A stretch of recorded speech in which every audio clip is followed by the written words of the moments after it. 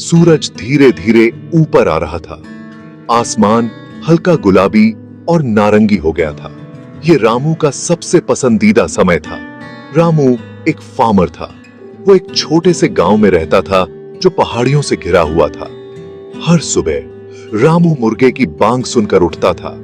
फिर वो अपने फील्ड्स में काम करने जाता था। रामू की लाइफ सिंपल थी। वो कड़ी मेहनत करता था, लेकिन वो खुश था। उसके फील्ड्स उसकी शान थे। वो चावल, गेहूं और सब्जियां उगाता था। रामू नेचर के साथ हार्मनी में रहने में बिलीव करता था। वो अपनी जमीन का बहुत ध्यान रखता था। वो नेचुरल फर्टिलाइजर्स और पेस्टिसाइड्स यूज करता था। गांव वाले रामू को उसकी ईमानदारी और मेहनत के लिए जानते थे। हर शाम रामू अपने आंगन में बैठता था, हाथ में गर्मा गर्म चाय का कप लिए और अपने फील्ड्स में सनसेट देखता था। एक दिन जब रामू अपने वेजिटेबल पैच में काम कर रहा था, उसने कुछ अनयूजुअल देखा। वहां फेंस पोस्ट पर बैठा था एक बहुत ही सुंदर पीकॉक। उसके फेदर्स नीले और हरे रंग के मिक्स थे जो सनलाइट में चमक रहे थे। पीकॉक ने अपनी गर्दन घुमाई और अपनी चमकदार, समझदार आंखों से रामू को देखा। रामू देखता ही रह गया। उसने पीकॉक्स के बारे में कहानियां सुनी थी, लेकिन उसने कभी इतने करीब से नहीं देखा था। उसे हैरानी हुई, पीकॉक वहां से हिला तक नहीं। उस दिन से पीकॉक रामू के फील्ड में रेगुलरली आने लगा। वो अक्सर कहीं से भी प्रकट हो जाता, क्रॉप्स के हरे बैकग्राउंड पर रंगों का एक स्प्लैश। पहले तो रामू हिचकिचा रहा था। वह पीकॉक को डराना नहीं चाहता था, लेकिन ऐसा लग रहा था कि पीकॉक को रामू की कंपनी पसंद आ रही है। रामू ने पीकॉक के लिए अनाज और बीज छोड़ना शुरू कर दिया। पीकॉक ने भी इस जेस्चर को अप्रिशिएट किया। जैसे जैसे दिन हफ्तों में बदलते गए, रामू और पीकॉक के बीच एक यूनिक बॉन्ड बन गया। रामू ने पीकॉक का नाम मोरू रखा। जब रामू फील्ड्स में काम करता था, मोरू अक्सर उसके पास बैठता था। उसकी प्रेजेंस कंफर्ट और जॉय का सोर्स थी।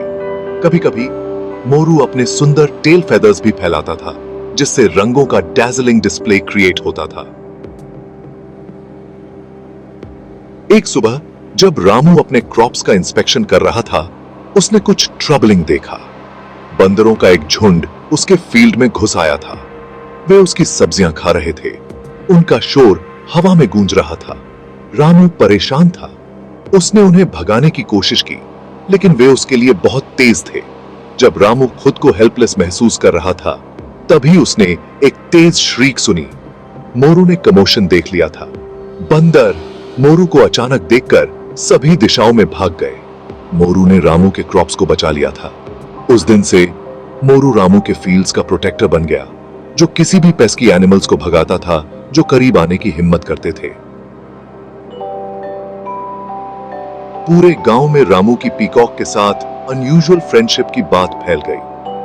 लोग दूर दूर से फार्मर और बर्ड के बीच के बॉन्ड को देखने आते थे। बच्चे खासकर मोरू को देखकर फैसिनेटेड हो जाते थे। वे उसकी सुंदरता पर अचंभित होते थे। उनकी आंखें वंडर से भरी होती थीं। रामू उन्हें मोरू को खिलाने के लिए अनाज देता था। मोरू के थ्रू रामू ने बच्चों को नेचर और उसके सभी क्रीचर्स का रिस्पेक्ट करने की इंपॉर्टेंस के बारे में सिखाया। उसने उन्हें सिखाया कि फ्रेंडशिप सबसे अनएक्सपेक्टेड प्लेसेस में ब्लॉसम हो सकती है। गांव वाले जो शुरू में रामू की अनयूजुअल फ्रेंडशिप को देखकर सरप्राइज्ड हुए थे, अब समझ गए थे। उन्होंने फार्मर और पीकॉक के बीच जेन्युइन अफेक्शन देखा। मौसम बदला और मॉनसून आ गया। आसमान धूसर हो गया और तेज बारिश होने लगी। इन स्टॉर्मी डेज के दौरान मोरू रामू के फील्ड के किनारे लगे बड़े नीम ट्री के नीचे शेल्टर लेता था। रामू अक्सर बारिश से बचने के लिए पेड़ के नीचे मोरू के पास जाता था। वो मोरू के साथ अपना लंच शेयर करता था।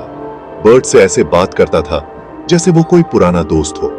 जब बारिश रुक जाती थी और बादलों के बीच से सूरज निकलता था, तो मोरू अपने शेल्टर से बाहर आता था। उसके फेदर्स बारिश की बूंदों से चमकते थे। फिर वो अपने मैग्निफिसेंट टेल फेदर्स फैलाता था। वॉश्ड आउट लैंडस्केप के सामने रंगों का डैज़लिंग आर्क क्रिएट करता था। आंधी और धूप में रामू और मोरू की फ्रेंडशिप और स्ट्रांग होती गई। उन्हें एक दूसरे में सॉलेस और कंपेनियनशिप मिली थी। एक दिन रामू बीमार पड़ गया। वो तेज धूप में फील्ड्स में काम कर रहा था और हीट एग्जॉस्शन के कारण गिर गया। गांव वालों ने उसे बेहोश पड़ा पाया और उसे विलेज डॉक्टर के पास ले गए। डॉक्टर ने रामू का इलाज किया और उसे आराम करने को कहा। अगले कुछ दिनों तक रामू बिस्तर पर ही रहा। उसे अपने फील्ड्स में काम करने की याद आ रही थी, लेकिन वो इतना वीक था कि बिस्तर से उठ भी नहीं सकता था। ऐसा लग रहा था कि मोरू को कुछ गड़बड़ हुई।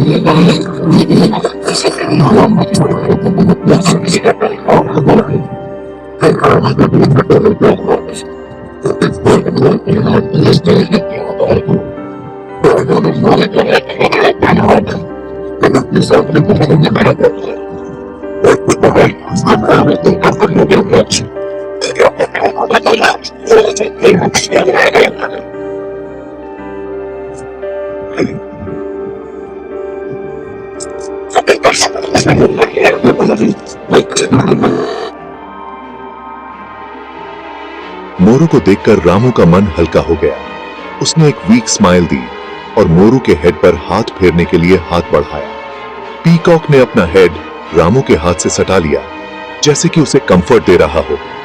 उस दिन से मोरू ने रामू का साथ तब तक नहीं छोड़ा जब तक कि वो पूरी तरह से ठीक नहीं हो गया। वो उसके बिस्तर के पास बैठता। उसकी प्रेजेंस कंफर्ट का कांस्टेंट सोर्स थी। गांव वाले फार्मर और पीकॉक के बीच के बॉन्ड को देखकर अचंभित थे।